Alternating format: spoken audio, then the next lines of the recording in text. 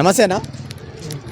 నమస్తేనా. నమస్తే అన్న చెప్పు. సో ఇప్పుడు ఆంధ్రప్రదేశ్లో గవర్నమెంట్ ఫామ్ అయ్యి 1 మంత్ అయింది. సో పవన్ కళ్యాణ్ గారు డిప్యూటీ సీఎం అయ్యారు కదా. సో మీకు ఎలా అనిపిస్తుంది బ్రో?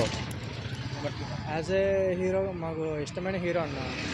అండ్ ఆల్సో మేము ఎప్పటి నుంచో ఆయన పాలిటిక్స్ దగ్గర వచ్చిన దగ్గర నుంచి మేము వెయిట్ చేస్తున్నాం.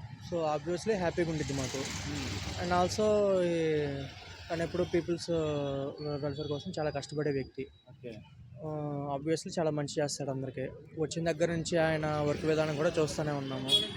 ఇమీడియట్గా ప్రజలకు కలుసుకొని వాళ్ళకి కష్టాలు ఇవన్నీ తెలుసుకొని అన్నిటికీ ఎమ్మటనే స్పందిస్తున్నారు.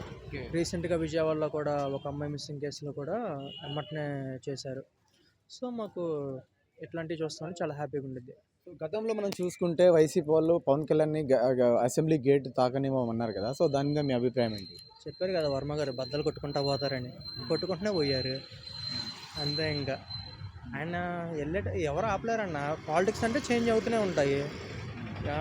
విమర్శలు చేస్తూనే ఉంటారు, ఇటు దాన్ని కౌంటర్ ఇస్తూనే ఉంటారు. పీపుల్స్ ఓట్ బ్యాంక్ గురించి మనం ఎట్లా కామెంట్ చేస్తాము? ఓటేస్తే గెలుస్తాము. వీళ్ళు తాకనివ్వను పోనివ్వను అంటే ఎట్లా కుదిరిద్ది? అది మా డెసిషన్.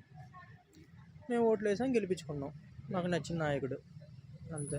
సో పవన్ కళ్యాణ్ గారు ఇప్పుడు సినిమాలు చేస్తే బాగుంటుందా, లేకుంటే అలాగే రాజకీయాల్లో ఉంటే బాగుంటుంది అనుకుంటున్నారా మీరు? అంటే యాజ్ ఏ హీరోగా మాకు చాలా ఇష్టమైన వ్యక్తి కాబట్టి సినిమాలు కూడా కావాలనుకుంటాము. బట్ పాలిటిక్స్ జర్నీ అవ్వడం చాలా ఇంపార్టెంట్. పవన్ కళ్యాణ్ రెండు మేనేజ్ చేసుకుంటున్నారు. We are happy. ఓవరాల్గా ఒక్క మాటలో పవన్ కళ్యాణ్ గారి గురించి ఏం చెప్తారు? పవర్ స్టార్ అంతే.